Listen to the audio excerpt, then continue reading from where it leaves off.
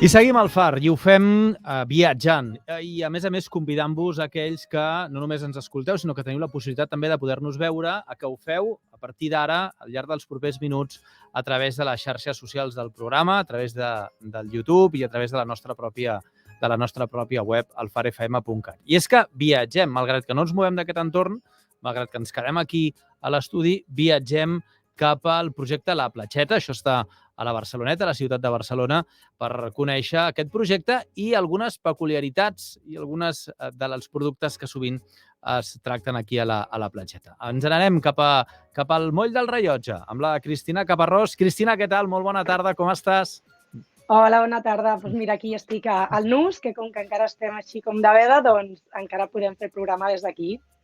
Deixa'm que convidi a la gent a que entri a veure'ns, perquè avui val més la pena de veure'ns que mai. Sempre és agradable, no?, veure el programa, però avui que tu estàs precisament amb una embarcació, amb una barca, ara m'explicaràs quina barca és, amb el rellotge del moll al darrere, aquest antic far reconvertit amb rellotge que dona nom al moll pesquer de la ciutat de Barcelona, de la Barceloneta, i amb aquest dia fantàstic jo crec que val molt la pena. Es veu preciós aquí el rellotge.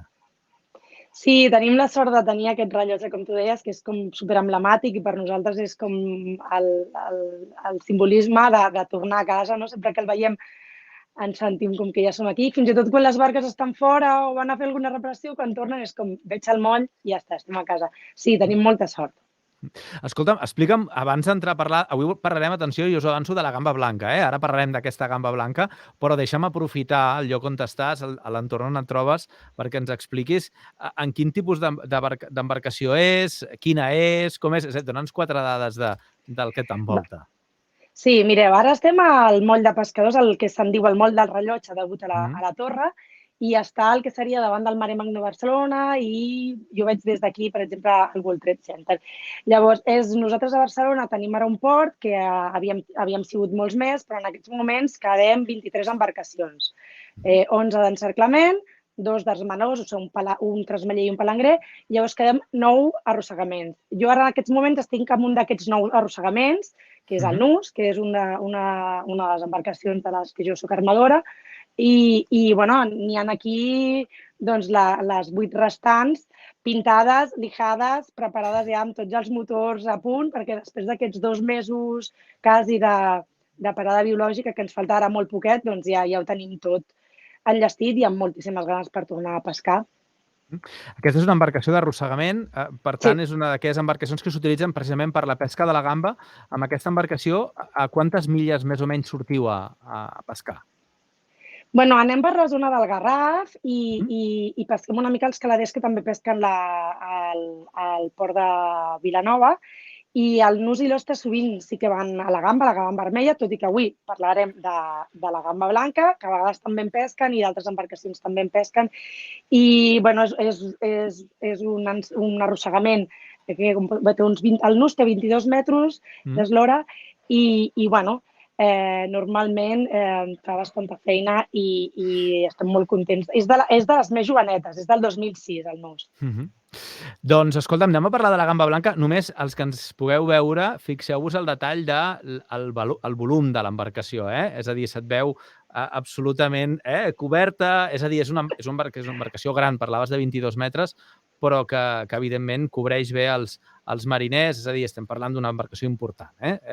Sí, és una embarcació que podria portar fins a 10 o 12 mariners, però la tripulació mínima que té és de 4 a 5, nosaltres normalment anem 5, perquè també està totalment automatitzada i llavors permet anar poquets per anar a pescar, perquè com sabeu, com que les coses no van molt lleugeres de diners, doncs quan menys seguem també guanyem una miqueta més i així ho compensem. Però sí que som dels grans, de fet. Aquí a Barcelona quasi tots els que quedem tenim més o menys la mateixa mida, dels petitons ja no en queden, perquè també és molt més difícil subsistir. Doncs va, anem a parlar de la gamba blanca, perquè sovint Vinga. parlem molt de la gamba vermella. Això, a l'Empordà, a la Costa Brava, en parla molt d'aquesta gamba vermella, a Vilanova també, Déu-n'hi-do, però també és veritat que hi ha una gamba que és bona, que en el darrer certamen de Barcelona de gastronomia alimentària es va precisament parlar i molt de la gamba blanca i que jo crec que és una gran desconeguda.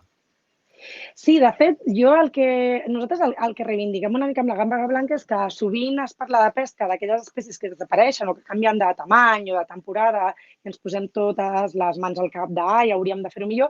I, en canvi, la gamba blanca és com l'exemple oposat. És a dir, la gamba blanca és molt, molt habitual a la part del sud de la península, tota la part de Huelva, tot allò que diem la gamba de Huelva seria com la gamba blanca per excel·lència, però, en canvi, a la costa catalana no n'hi havia moltes. Alguna n'hi havia, però molt poquet. Llavors, jo parlant l'altre dia amb la gent d'aquí, deia, però des de quan? M'estaven parlant de fa 7 o 8 anys. O sigui, fa 7 o 8 anys que realment la podem trobar habitualment cada dia a la llotja i bastants quilos. Sí que és veritat que la distribució de pesos, diguéssim, si són grans o són petits, és diferent depenent una mica de l'època de l'any i de quantes embarcacions estan anant a pescar i tot això. Però sí que se'n pot trobar molt. I jo crec que això que deies de se'n parla molt és molt curiós perquè en un altre event que va venir molta gent de Madrid, depèn de la zona, la gent està més acostumada a menjar-la vermella, o sigui, la valoren més si és una gamba vermella i depèn d'on valoren molt més una gamba blanca. I, per exemple, molt més a Madrid és molt valorada la gamba. Nosaltres tenim algun client i hem parlat darrerament amb restauradors de Madrid i ens pregunten més per la gamba blanca que per la gamba vermella. I, en canvi, aquí a Catalunya, com tu deies, als ports més mariners, nosaltres som més aficionats tradicionalment a la gamba vermella, no? La gamba de Vilanova, que és la gamba de Palamós, de Blanes, però sí que és veritat que darrerament, jo crec que també és una qüestió de que no en teníem, i al no tenir-ne, per nosaltres la bona era la vermella, però ara que tenim la blanca, jo crec que li hem de treure tot el suc que podem. Deixa'm fer-te una pregunta. Jo no ho he fet i per això te la faig, No sé si tu has fet la comparativa d'una gamba amb l'altra. És a dir, si he tingut l'oportunitat de provar una gamba vermella i una gamba blanca i saber quina de les dues, no sé si té més gust, si té un gust similar, si és el mateix. Jo crec que el que podem trobar són coses diferents. Bueno, primer de tot hem de ser fans, voler gamba, no? Si tenim ganes de gamba, qualsevol de les dues eleccions és boníssima. Avantatges, per exemple, que té la gamba blanca respecte a la vermella, que també és una miqueta més econòmica. Podem trobar el tamany més petit, més econòmic. Llavors, també sabem que això, el que sempre intentem amb aquesta secció, és donar alternatives que siguin de proximitat, de temporada, però que també fugir d'aquella cosa que per menjar peix fresc s'ha de gastar molts diners. I, per tant, sí, ideal. La gamba blanca en aquest sentit és ideal. Ara, si ja anem a profunditzar, si ja tenim aquelles ganes de dir, bueno, tinc les dues, em puc permetre les dues, n'hi ha de les dues avui, què faig? Doncs per mi és clau com les vulguem cuinar i què volem fer-ne. La gamba vermella es diferencia molt de la blanca en dues coses molt clares per mi, que és en el tamany i en la textura i la fermesa una mica de la carn que té.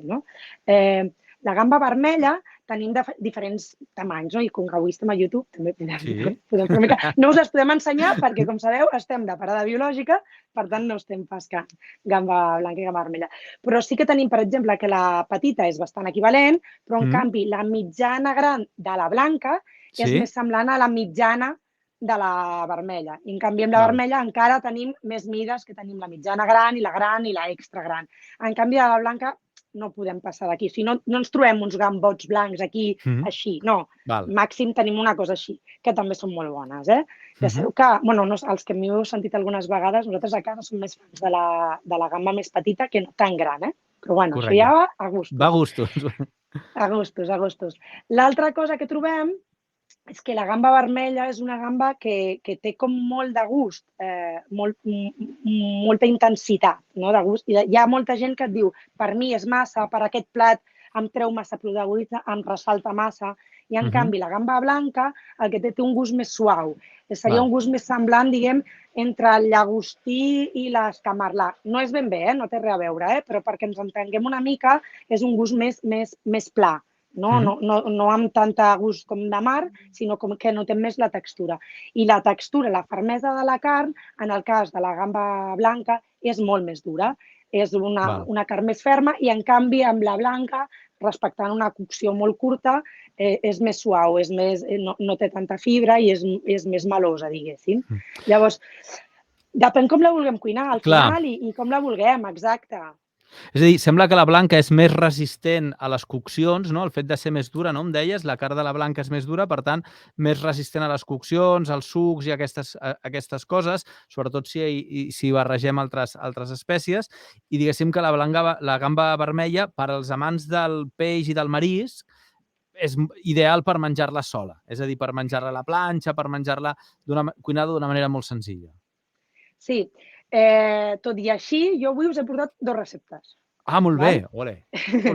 Llavors, 2, que no sé si anem amb temps, si no em talles, no? Sí, endavant. Jo us volia proposar, ara que comença a fer sol, que estàvem tots amb moltes ganes de sortir, de celebrar, de viure una mica ja la primavera, quasi estiu. Llavors, jo us oferia la possibilitat de fer una paella amb gamba blanca. És a dir, sí, perquè realment podem fer una paella tant amb gamba vermella com amb gamba blanca. Ens hem de regir amb el que hi hagi en aquell moment. Que n'hi ha poca gamba vermella i va molt cara, agafem la blanca. Que ens ve més de gust potser pelar molta estona i tenir-ne molta més, doncs agafem una blanca. Per què no? Per què no donar-nos un petit homenatge? Llavors nosaltres des de la platgeta hem preparat per aquesta primavera unes quantes receptes de gamba i trobareu allà una mica, i si no, que ens les demanin i les enviem per mail o per xarxes socials, però diverses receptes tenint en compte la gamba blanca, ¿vale? Però bàsicament seria, per mi, tenir una paella en la que fem un sofregit, passem primer per l'oli tot el peix i llavors el peix seria la gamba, la reservem. En comptes de sèpia agafaríem canana, que també és de temporada de proximitat i barateta i ens encanta. La reservem molt poquet, la fem la canana. I després, clar, musclo, que ja estem també a tope al Delta, llavors comencem a fer el sofregit, fem aquest sofregidet amb una miqueta de que els agradi, i aquí li posa ceba i aquí no. La meva mare em deia també l'altre dia el que hi hagi de verdures, si és època d'escarxofes, si tenim uns pebrotets de l'hort, que ara també estem molt aficionats a això de tenir una miqueta d'hortet. Llavors passem l'arròs, fem aquest brou que hem pogut fer fins i tot amb el cap d'aquestes gambes i les espinetes que ens hagin sobrat i escaldem aquest arròs. En l'últim moment posem aquest peix que hem fet, ja hem dit, la canana, el musclo, que el podem obrir en aquell moment, i llavors la gamba, que ja l'hauríem passat una miqueta per l'oli aquest que hem aprofitat per fer l'arròs. Llavors és boníssim, vull dir, no té res a envejar a una gamba vermella que poguéssim tenir en aquest moment. Clar, i aquí tenim aquesta gamba blanca, aquesta canana, que són molt resistents a la cocció, que tenen aquesta carn que és una mica més dura i que, per tant, ens dona aquest background que se'ns pugui passar un minutet o se'ns pugui passar una miqueta, que a l'estiu sempre s'agraeix. Sí, a més allà vaig, perquè una de les coses que nosaltres volíem fer aquest estiu és com que a la platgeta fem 15 anys, a dir, ensenyem a la gent trucs, a la gent que no en sap gent, que no s'atreveix, no? Per això vull dir, anem allà a buscar aquella gent i ajudar-los a que puguin fer una paella, que vagin als seus amics i faré una paella amb peix de proximitat, amb peix fresc, ajudant els pescadors que ara estan passant un mal moment i a sobre baratet. Llavors, bueno, tenir aquests trucs, aquestes petites espècies que si ens passem una mica no passa res, que veiem que a més, vull dir, sempre podem fer de més o de menys, que tampoc és tan car, doncs això també ens dona com una tranquil·litat, no?, per cuinar-ho i dir, bueno, i deixar-nos anar una miqueta, no? Per tant, tenim aquesta paella feta amb gamba blanca. Me n'havies dit 2. La segona quina és? Doncs mira, la segona que us he portat és un ceviche i com que fa uns dies també parlàvem amb la Isabel que volem dedicar una de les properes seccions a tot el tema dels escabetxos i tot això, jo he fet així com una cosa que no és un escabetx, però té a veure, un ceviche. Per què? Perquè sovint el que a mi em passa, que sóc una mica exagerada i de mides mai controlo de quan som, no? Llavors sempre a la barca fas guardeu-me tant i sempre tant sobre, què fas? Doncs en guardes una miqueta per aquesta paella, però vols fer com un petit aperitiu, no? Alguna cosa que et permeti estar després amb els amics prenent un vinet o un vermutet, llavors la podem tenir feta el dia abans. Com ho fem? Molt fàcil, molt senzill. Tallem una ceba, juliana, fineta. El suc de 2 limes, o una, depèn, perquè també, novament, si teniu un hortet o alguna cosa, a vegades tenen més sabor, o si trobeu així un pagès que us les ha venut, a vegades potser amb una o una i mitja ja en tenim prou. Tomàquets, ara època de tomàquets, tallats a quadradets, d'acord? Que I bons. reservem això. Llavors, pelem les nostres gambes, Sí? d'acord? Hi ha qui diu que abans de pelar-les els hi fa una bullideta, una escaldadeta. La meva mare ho fa més així perquè a casa hi ha algú que no li agrada molt el tema del cru i tot això, llavors fa una escaldadeta, aigua bullint amb sal, força sal, 1-2 minuts, no cal més, és una escaldada, és un pim-pam, posar i treure.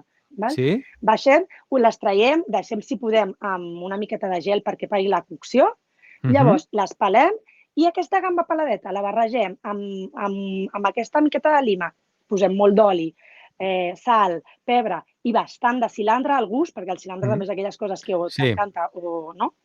I llavors ho barregem. Això ho podem deixar a la nevera d'un dia per un altre, perfecte, o ho fem al matí quan comença a arribar la gent a casa o marxem i tal. I després ho traiem i estem estupendos. I així, aquesta miqueta de gamba que potser hem fet llarg o ens ha fet por fer curt amb la paella, és un perfecte aperitiu i que a més ho podem fer amb la gambeta blanca. Si fem amb la gambeta blanca, com us deia, bullim inclús, si és la petita, bullim una miqueta menys. Ho veiem una miqueta amb el tamany de gamba que tinguem.